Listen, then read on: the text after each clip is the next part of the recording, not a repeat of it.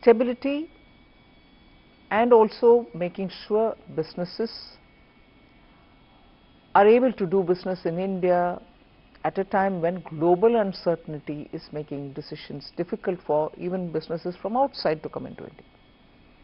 So we are clearly projecting India as a place where businesses can be done, and the large Indian consumer market will have to find its own higher levels of achievements, so opportunities for them.